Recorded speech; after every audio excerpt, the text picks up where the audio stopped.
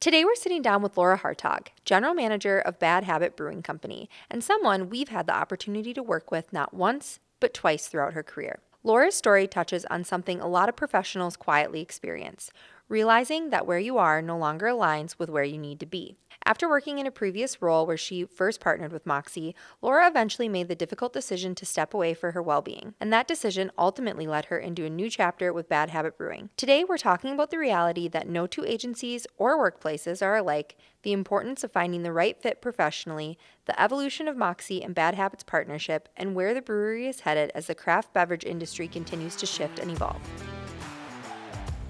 Welcome to Behind the Brand, the podcast for small business owners, solopreneurs, and aspiring entrepreneurs who are ready to start strong, stand out, and stay bold. Each week, we'll take you behind the scenes to explore what it takes to build a memorable brand and grow a successful business. Are you ready to get behind the brand? Let's dive in. Hello, Moxieverse. Welcome back to another episode of Behind the Brand. Taylor here, and as always, joined by the fabulous Ms. Kelly King. Hello. And a very special guest today, Laura Hartog with Bad Habit Brewing. Thanks for having me. I'm excited to be here. Oh, we're so happy to have you, Laura. You obviously are a friend, but you are also a client, and that makes this very extra special for us. First, I want to know, does she have beer in her coffee? We'll never know. Maybe it's seltzer. Oh, some margarita seltzer. Yum. It's my favorite. Okay. So good. Well, Laura, thank you again for sitting down with us and chatting a little bit about you and your newest career. Adventure. Yes, your career adventure.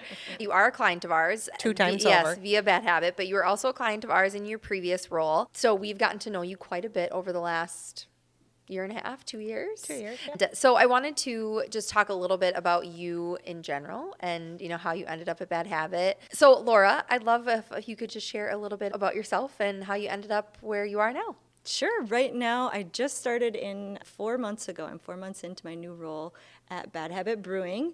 And it was an interesting, kind of cool how it all the stars aligned to make it work. It was one of those I always said, my background in high school and college, I worked in hospitality and serving jobs, and I loved it. And I always said, once I got into full-time work, I said, if I could just work daytime hours and make a full-time career out of hospitality, it would be super fun. I love talking with the people and being part of the community. I also said, I just wish somebody would just tap me on the shoulder. I'm ready for something new. I just need a little nudge one way or other. And I got a phone call from Eric, the main brewer and one of the owners over at Bad Habit. Our kids go to school together. And he actually called my husband and goes, do you know anything about QuickBooks? And I was like, well, I need more context. And I happened to be home that day. And so started the conversation and found a lot of great alignment between what I had been doing, my background in my education and in my previous roles align a lot. So right now I'm the managing director. So I'm really overseeing everything about the business operations. We have a full-time staff of 5 of us. And so really directing, what goes on tap, what are we putting on the schedule, what is Eric going to brew. We work together on that as a team, and we have a tap room manager to make sure that everything is running smoothly there, making sure the bills get paid, and managing the brand. That's always been an important part about Bad Habit is they have a unique, really kind of a cool look and feel. I had something to do with that. Sorry. We'll get into it. Don't worry. Oh, it's not about we'll have me? your time to shine, Kelly. Yeah, so really just manage it, and so doing the sales and marketing for Bad Habit. Which you have extensive background in. Yes. You worked in an agency at one point in time, correct? My first job I got at the Johnson Group. Yes, It was when yeah. it was back in the Johnson Group. I was moving to St. Cloud State to finish my last couple of years, and they had an internship. Somebody was going on maternity leave, and then she found something else after she didn't come back. So then there was my first job. So I was still finishing college and interning and working as an assistant accountant manager. That's what you started as. Yeah. Assistant account Yeah. manager. Everybody's got to start somewhere. Well, so cool. It's been really fun to watch you over the last couple months step into your new role at Bad Habit. I know you're saying okay, hospitality, stars aligned. Is this ever a place that you thought, because it's an establishment in St. Joe now, which I'm sure you had been It's a to staple. frequently, right? Were you Oh, ever yeah. I'll work here one day? I mean, at a normal amount. Yes. Appropriate amount of time spent at But the when brewery. when you were describing everything you do, though, I thought that is everything. You might not have thought what you were doing and what you're doing now, but it does transfer. The Yeah. skills transferred. And the beer loving is just one part of it. Yeah.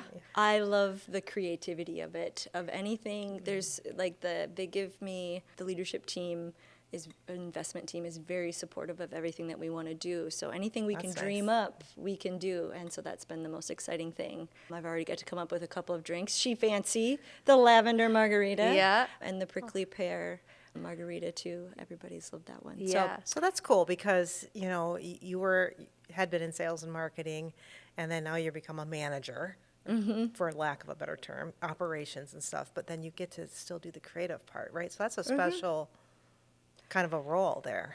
Yeah. Instead of just doing I got to do the books or. Yes, and so I've already learned a few things about QuickBooks that I didn't already know. So, Oh, if you have any questions, I can give you the down and dirty.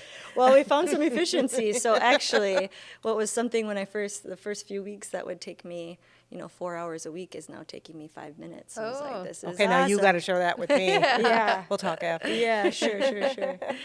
Funny. Well, like I said, it's been really fun to watch you step into this role, and you just seem so happy and, Yes. and excited about Yes. what is Yeah. to come. And we don't have to dwell on this too much, but you are now in a place that is great and welcoming and all the things that you could dream. But you have been in previous situations that were maybe not so much that way, and it was really starting to take a toll on your professional life, your personal life, because obviously outside of work you also have your own business, Yeah. your sauna business, you have 2 kids, a husband, I mean all these things, and it's really hard to be in a work environment that does not feel aligned with what you. That's a great way of Yeah. describing it. Yes. A little misalignment. Yeah. And what was once aligned may change over Yes. time. Right, and then you stick around because you remember how it was, or, and you've poured your heart into it, and it's just, I remember you talking to me, about a year ago, saying, you're thinking of making a change, and you were just kind of exploring your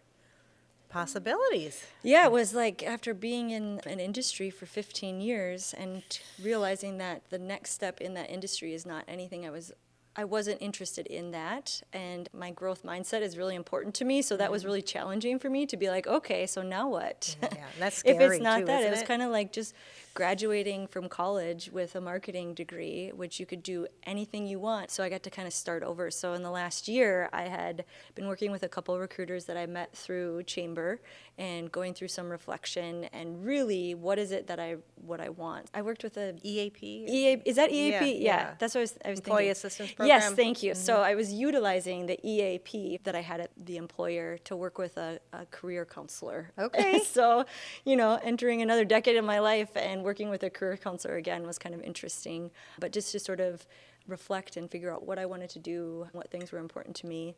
And that whole midlife crisis or midlife It's thing real. is like a real thing. It's like you start seeing things in a different way than what you did before, and you can't unsee it. And Wait till your kids move out. oh yeah, that'll be the next thing. I got a few years for that. But you can't unsee certain things, Right. and when you have enough experience under your belt where you're not going to be just switching, it would be difficult to just go totally into a new role, entry level, and build yourself back up.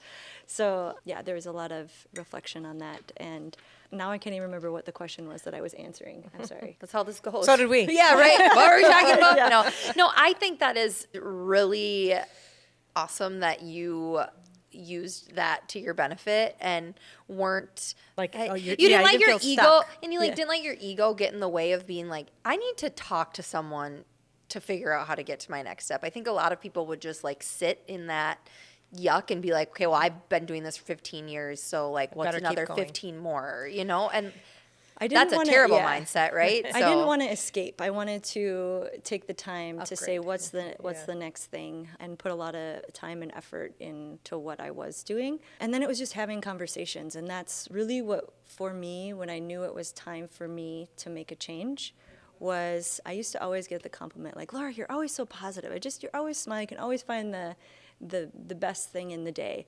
And I had a moment I was like, I have not heard that compliment. I can't even remember the last time I heard that compliment. So that for me was a big light bulb, like crash in my chest. It's really time. You can't sit around anymore. You got to do something different.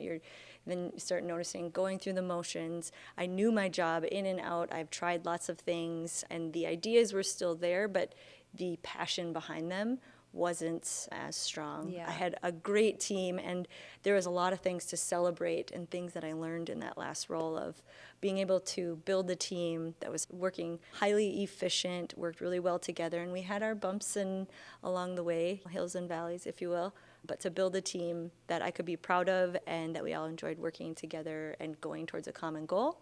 And that's where also when I felt like the alignment of where we were going and where my experience told me we should go was not always in the same direction. So it was time for me to find something new. And I just opened myself up to it. Yeah. You know, That's the biggest thing, yeah. right? Yeah. Our previous guest was talking about that. Like, you just got to lean in. Like, something comes your way, you just need to lean in. And I think that's exactly what you did. Yep. As But- the door opens, go through it. How was that transition for you? Was it easy peasy, or was it like, oh my gosh, what am I doing? You Well, can, I you mean, can we're tell us. still, We won't tell anyone, it's not being recorded or anything. and it won't be on the internet. Yeah. Well, I think there's still transition. Yeah. But oddly enough, it was like there's so many things that translate. People think, you know, I had somebody from Chamber the other day said, "We're waiting for you to come to a meeting. I gotta know. You were in this private Catholic education role, and now you sell beer. How did you go from here to here?" And I'm you say, like, did you ever meet a Catholic? Yeah. Should be working at the VFW. Yeah, exactly. But there's so many things that aligned in what I was doing, and what I see my role is I am the leader, and if I look at myself as how can I serve the people that work for me to do their jobs, and how can I build them up so that they reach their highest potential. And so when I keep that mindset, all the other things are just tasks. They're all things that I've done throughout my career in different ways. In my last role, I worked with a board of directors. I managed a budget, all of those things. And then with our sauna business that we have, understanding revenue and expenses and how to manage all of those things. And then sales and marketing, I had that kind Plus, of you're a down mom. pat. Duh. Yeah, right? And like efficiency is Household manager. yeah. Yep. And in my role actually as an assistant account manager, right, I had to learn how to do all the details. Coordinating and following up with clients, and details were so important because, as you know, if something goes out and is printed 5,000 copies and they spell diseases wrong, that's a problem. Well, okay, so the next part that I kind of want to get into, and I want to stress that this is not a like, okay, we're going to pick on other people in our industry specifically, but I do think it's a really interesting part of our story in working together. When you came to us in your previous role, we were not the first agency We that were her you fifth had choice. worked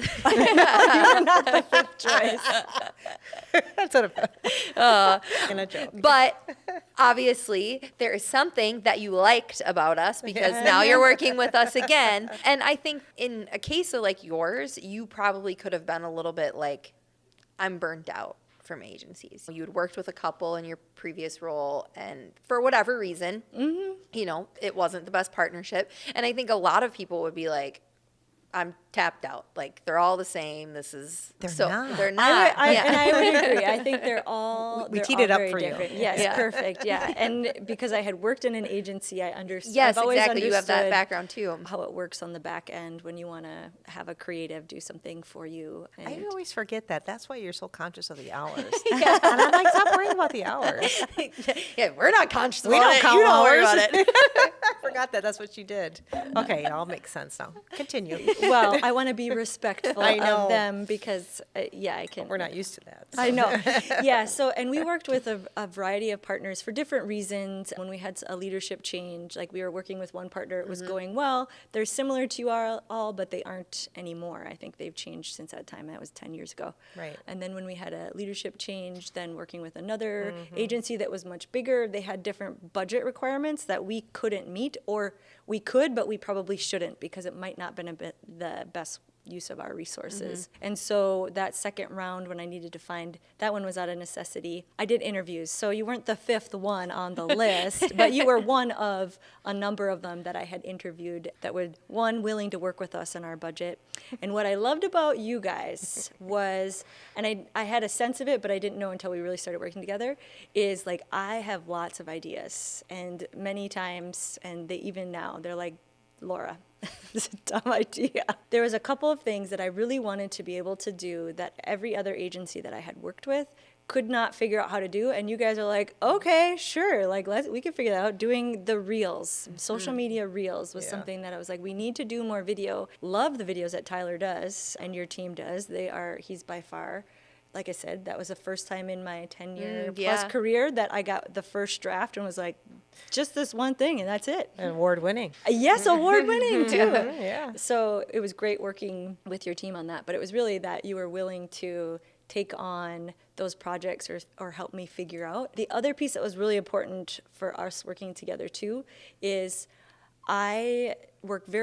efficiency is key to me, like to get all the things done as a mom, as a wife, as a daughter, all the things, and as a worker. And so I need somebody that can complement all the things that I maybe am capable of doing, but I need it done faster, or to elevate. I can maybe bring it up to this level, but I need you to take it a little bit higher. And so that was really why it worked with you guys, is you had all the pieces that I didn't have or could amplify. I also loved the style. It's like, it's such a personality fit, because to me, an agency needs to be like a member of my team. It can't just be somebody outside that we just pay and then they come in and they tell us all the things that they want us to know. I'm like, well, how can they give us a really good proposal if they don't know anything about us? Because then you're going to come in and be like, well, they don't know anything about us. Well, of course, right? You got to share that information. And as my job, to help you understand what we're seeing. And so your team would do your part of the research, but also we're really good listeners. And I said, well, these are the challenges that we're seeing, or these are things that we've tried, but maybe we need to look at them differently. Yeah, and I think we do try to be a chameleon and customize that relationship whichever, the way the client wants. Some clients want a different type of a setup. And, it baffles me when when agencies are like, well, you need to do this and do that, where I always learned from my mentor when I started was you change your process for the client or whatever. We have an internal process, but our external process, some people want to meet once a month. Some people want to email every week. Some people want to meet every week. Some people want to drive where we put all the information on, whatever that is, we can do that for you. Yeah, so that customer service piece is awesome. And I think just the transparency of this is what we can do, this is what we can't do, or instead of, like, you can be a chameleon in some ways, but it's like you can't do all the things all the time, Right. So you can't be an expert in everything. I think Kelly and I both just appreciate that so much and appreciate the partnership that we've been able to create. It's not very often that we get to go with someone to multiple businesses. So now to be able to do that with you as you've transitioned to Bad Habit. We have one more today that we're meeting with, same type of a issue. But yeah, so coming back to, again, your role at Bad Habit. So this one, I think for us felt even more. It was like coming home. It was. I was just going to say that. So for all the listeners, and I'll let you dive into it a little bit more, but Kelly and Mo, and I guess Michael too, have had a pretty long-standing relationship. Yeah, and Bad Tyler. Habit. And Tyler, yes, yeah. That was before my time. Yes, yeah. So, well, okay. Go ahead. It's all about me. Yeah. Every podcast, I get about 5 minutes. Aaron Reland was one of the people that started Bad Habit. He worked at Finken, and Finken was my client. Mid-2000s, we were doing a lot of craft beer things. He came to me and told me he wanted to start a brewery. I kind of take some credit. I told him, why don't you try St. Joe? Because at the up-and-coming area. Yeah. Well, he was, looking across the street here even. Beaver Island had opened, and we were talking about how, the craft beer movement, there is supposed to be one in every neighborhood type of thing. And so we brainstormed that. And then he went to St. Joe and then met some people out there. So you're welcome, St. Joseph. Yes. The other thing is that eternally grateful. Yeah, I get no credit. Anyway, and then so we did create the brand, and so Mo was working, with me at that time too, and so was Michael, and so we created the brand, and then we did a few things. We won some awards for the brand and everything. But like most craft breweries, they couldn't just keep us on retainer, and they had to start bringing some things in house. And Aaron kept trying to hire Mo freelance, which we don't allow that when you work at an agency. But for a few personal reasons, Mo left for a while, and he actually went to go work at Bad Habit doing their marketing and then also bartending. That was just fine with us. It was in good hands. And then during his tenure there, I mean, he did hundreds of labels for them. And at a very deeply discounted price. Yeah. No, happy for everybody there. That worked out great. But then we took Mo back. And we took Mo back, and then Laura came in. And now we have Bad Habit back. Yeah. Which is very exciting. And we have just started working on our kind of first rounds of labels, and they've been so fun. I feel like extra excited about it because when did Bad Habit open? 2016. 10 years Okay, ago, yeah. So I would have just been graduating college Stop. and just moved up here to live with Tyler. I thought she was going to say she just graduated high school. No, not that. Oh, do I look that young? Thank you. And it was like, oh, there's this cool new place in St. Joe, and I, was really kind of starting to dip my toes into the marketing world and like branding, and how I would just get excited about that. I'm like, this stuff is so cool and whatever. And so now I'm like, I get to work on that stuff. It's really cool. And I haven't responded to your email yet, but I got the mock-ups you sent me, and we were reading through them before I came over. And so I love the Miss You very much. Oh, that was all my idea. I was like, Mo was sending me stuff, and I was like, she is not like sassy enough. Like, this is hot. You want me, but you can't have me. It was perfect. So for the record, I worked with Laura on the proposal, and then Taylor ripped that She account took out of. over. I mean, She's like, "You're too busy." No, don't. yeah, I know. You're in good hands. She's like, so do you want to work on this, or do you want me to take this? Were you there? She said that right in front of you. Do you want me to take this one? No, you're in great hands. I'll go work on QuickBooks. Yeah, exactly. You get back to your bookkeeping. No, it's great. One of the things that I do kind of want to touch on a little bit, and it goes kind of to what you were talking about, obviously, when we started working with Bad Habit, it was really at that big craft beer boom, right? There was breweries opening up everywhere, and that, I do remember my senior year of college, that's really when Tyler and I started going to all the breweries and stuff, because they were just showing up everywhere. Now you don't see new ones popping up as much. And No, and some are closing. Yeah, we're seeing more It's a tough market. news articles are switching from this new brewery is opening here to this brewery is closing. closing. Yeah. So how are you guys handling that at Bad Habit?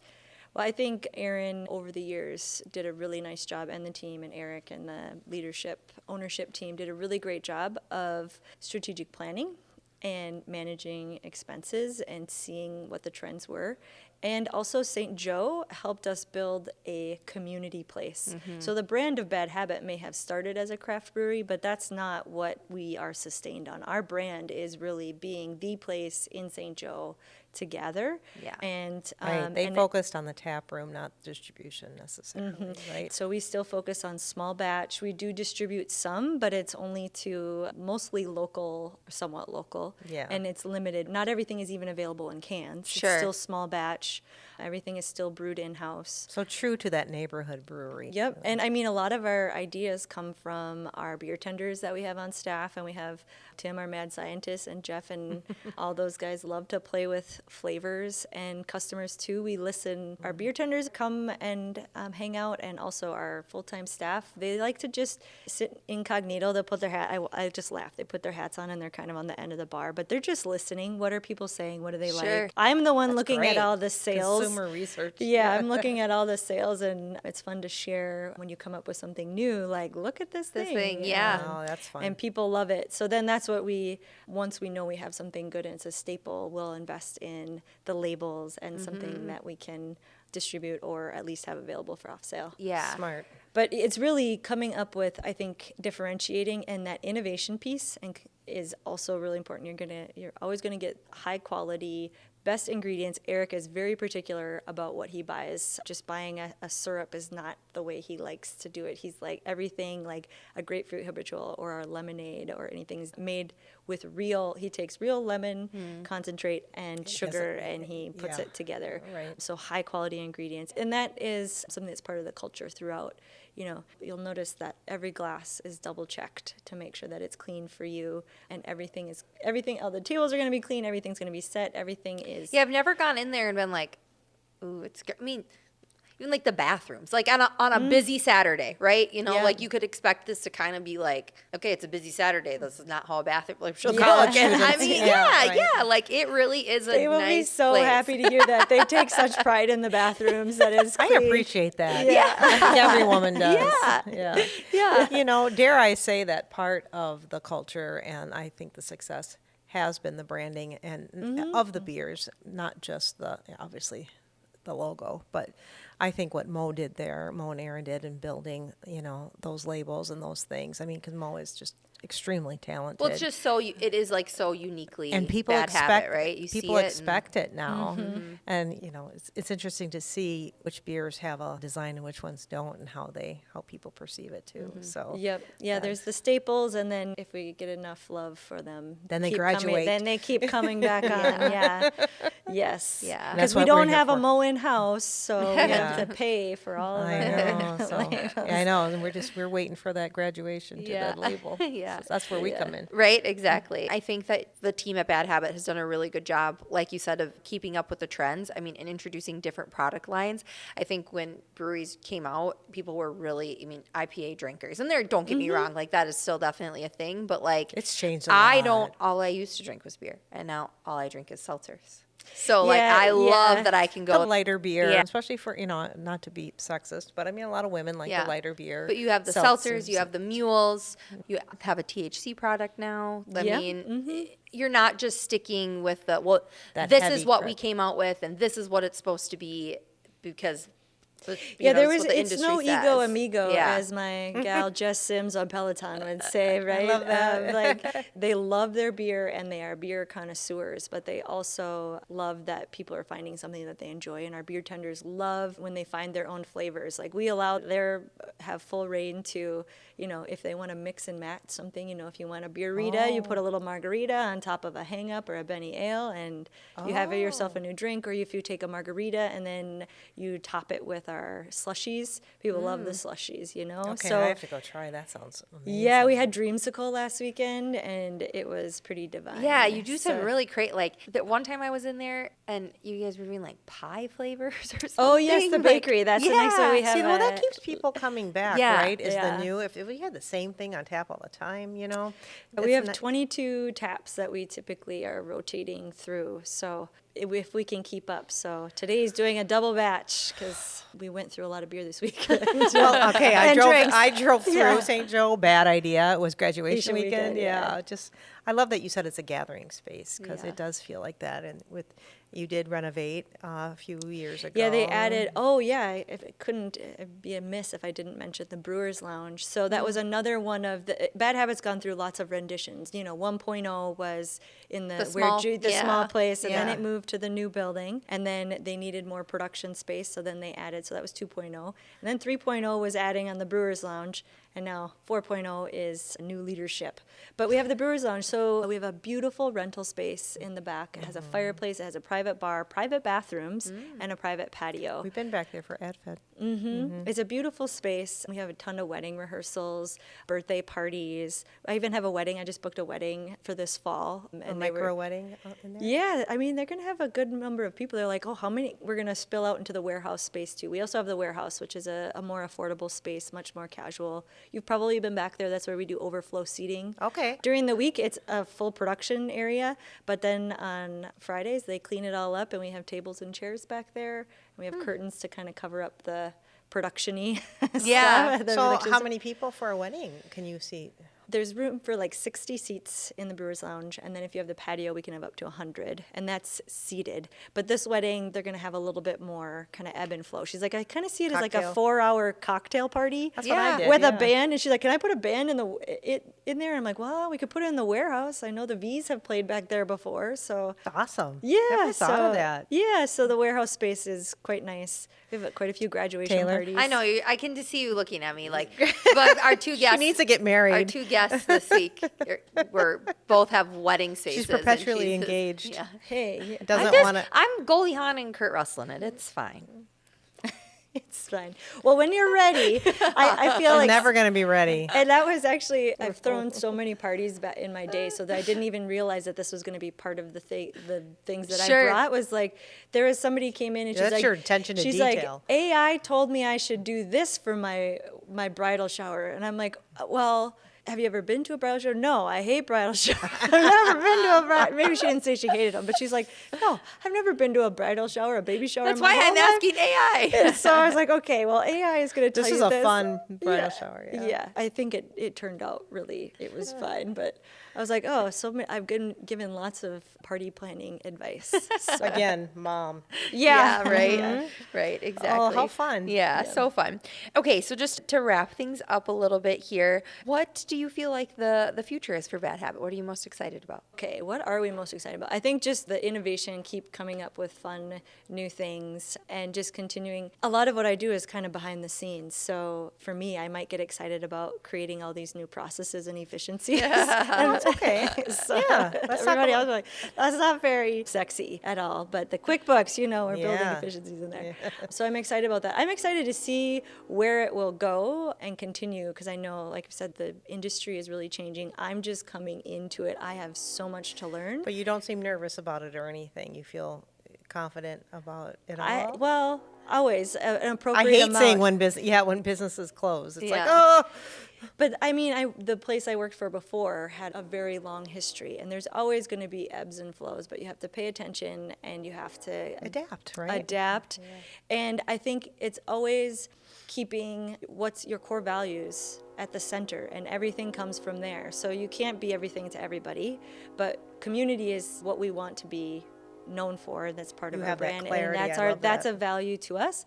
And so whenever I'm deciding what am I going to prioritize, it has that first. And who is going to come, who are our customers, and how do we serve them, how do we serve our community, and and also just keep pushing forward, but not burning anybody out. And also I think it's fun to be part of a team that all is so passionate. We had a full staff meeting when I first started, and that was one of the questions I wanted to know. I said, what do you like about this place?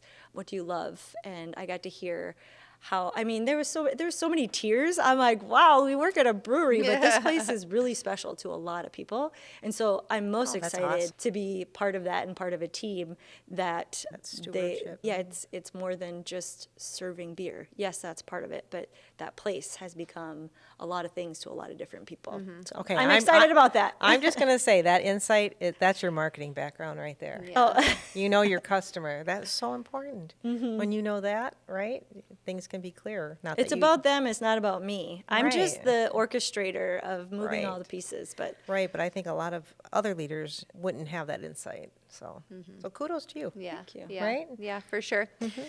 So before we end, I always ask our guests a few rapid fire questions. Sometimes they're the same, sometimes they're a little bit different. Yours are based pretty much on your career journey and how we ended up getting to know you. So, are you ready? I am ready. Okay. Rapid fire. Oh, that sounds scary. doesn't it? Yeah. What is one lesson you've learned about protecting your peace while building a career? Oh, setting boundaries is a really important piece. And being clear of that, setting clear expectations and boundaries so that my team knows what to expect from me, and that also that I would give them the same expectations, that if they let me know that if they have something going on or whatever. Like, I do a lot of my best thinking when I'm not sitting at a desk. Like, I am a get up, go walk in nature. I take intentional walks. So when I need a break, before I go, I'm like, okay, this is the project that I'm working on. What do I want to think about while I'm gone? I'll go outside and go for a walk, and I'll sort out ideas, and then I come back, and I've written down, maybe had a good start on that, but then thought of 3 other things that might be great ideas, and I have my wouldn't that be cool folder, add that in there. But it's really setting boundaries, and I also think of putting people first. And I say this for myself, but this is also things that I would do for my team, to make sure I'm asking about their lives so that I know a little bit about them. I know it's kind of like getting to know your customers, getting to know your team too, to say what's important to you, what makes you feel good, what's going to keep you motivated. And life is too short to not have a good time. And so I don't want anybody to be to a point where they don't enjoy coming to work. And if they do, that we've maybe had some conversation that I can help support them. So I was really excited with some of my previous colleagues are still reaching out to me, and I got to be part of some of the milestones in their lives. And it was really cool that I could just be that supportive person for them, in hopes that, other people are doing that for me too. Well, you laid So- that foundation, right? Yeah. So, yeah, that's awesome. I love that. Okay, and then number 2, what is one piece of advice you'd give to someone searching for the right fit professionally? Ask questions and pay attention. I would say you have to start with your first of what are the things that are important to you. And that's not always the same as it was 5 years ago, 10 years ago. I've gone through a lot since, I had that rapid fire part of your life where you get done with school, you sometimes get married, you sometimes have kids, sometimes you don't. Sometimes you get divorced, get married again. Sometimes you get to have a dog, whatever. But you change a lot in that time, and so always being reflective. And I think it's just active reflection on, and it doesn't have to be this, writing down and journaling, whatever. It could just be checking in with yourself. Like, what is it that I like about this? One thing I really loved about my last place is I love being able to be in the woods. Like, that is something I'm grateful for. So expressing gratitude for the things that you appreciate, and then also just using that when you're looking for the next thing, and communicating that when you're looking for something that was one thing when working with that recruiter that said, I need you to be very, very specific about what you're asking for. Because when you're looking for a new job, you say, I'm looking for a new job. Okay, cool, I'll keep you in mind. Like, what do you like? Well, marketing. Okay, that's not specific enough. It needs to be, what's the pay, what salary, and having a real thought and analysis of what salary can I have and do I want, and not letting that define what your choice is necessarily, because that can also, that's where I almost went another direction, and I'm glad I didn't. Can't lead with that. No, you can't lead with that. And then figuring out what are your core values, what things do you need? Do you need flexibility? Do you not? And then holding to those. Like, once you start giving up on some of those things, you're going to get into a position and you're not going to like it. And giving yourself time, that it's not something that you're going to rush when you're a career. A job, you might, and it's just something that nothing has to be permanent. Because that's, for me, you might sort of that paralysis by analysis. You might stop yourself because you're like, it's not the perfect thing. It doesn't have that. But sometimes it's okay to do something for a short amount of time that it's not permanent, but take what you can from that and keep working towards the next thing and be open to that. But have conversations with people, let people know what you're interested in, and then get involved in things so people can get to know you, so that when an opportunity comes up, they're like, oh, I know somebody. Yeah, absolutely. That's all such great advice. And I think that a lot of people will be able to relate to your experience and take some key messages from what you're sharing. So thank you for being vulnerable with us. I appreciate and knowing you, when you got that job, we're like, wow, that's so cool. And then hearing you talk about it, I think it seems like a great fit. Yeah, great fit, for sure, Yeah, for sure. we're having a really good time. So That's what's important. Yeah, and thank you for having me. Thank you for joining us, and thank you for continuing to work with us, making my little bad habit dreams come true.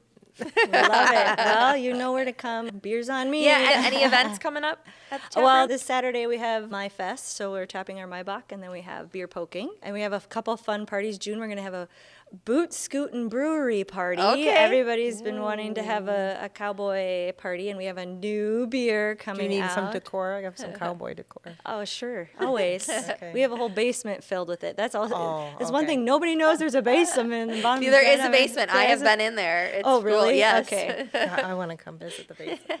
Yeah. No.